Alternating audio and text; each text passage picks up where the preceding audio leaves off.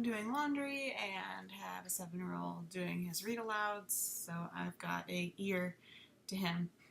But I wanted to show you how I processed, edited this set. These are not touched yet; these are still straight out of camera. So I'm gonna take this one here, open it in Camera Raw. I primarily use Erin Toll. Her sugar coated. I really love the Hazier Honey. Obviously, when you open it, it's like, oh, that's not going to work because it's way too dark. So I adjust according to how I feel each image needs. So I use these dials and I kind of upped the levels there. I am also going to take the brush tool here and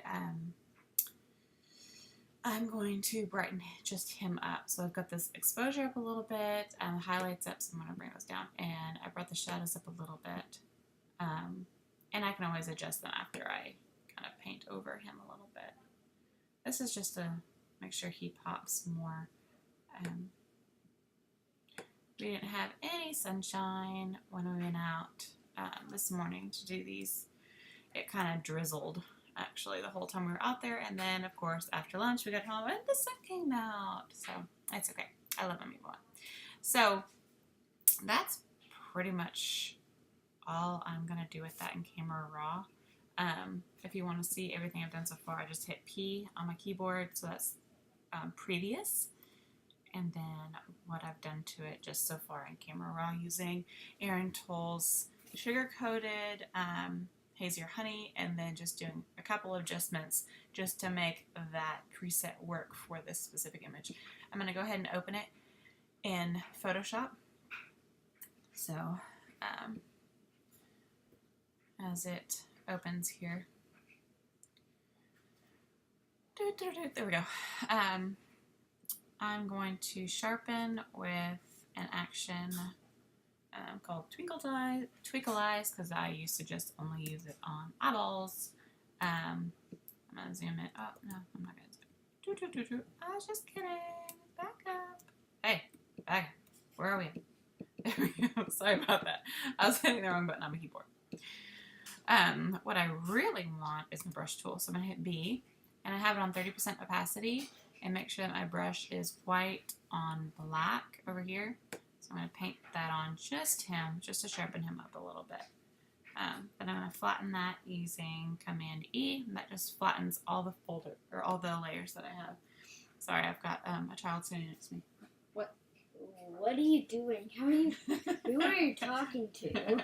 I'm talking to other photographers who wanted to know how I processed this picture. You want to say hi? Say hi. Hi. That's Jared. He's my 7-year-old, not Peyton here. Okay, go keep reading. I'm listening to you. Okay. I just wanted to take care of me. Oh, okay. He wanted to come get his cat that was sitting with me. Okay.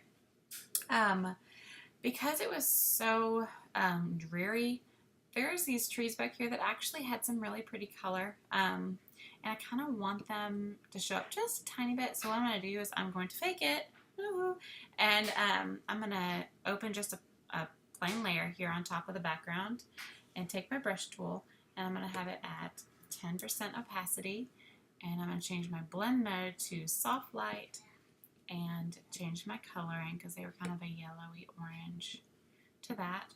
I'm going to lower or make my brush a little smaller, and I'm just going to kind of make a couple like leaves around here just because they were really pretty, and they would have shown up if it had been sunny.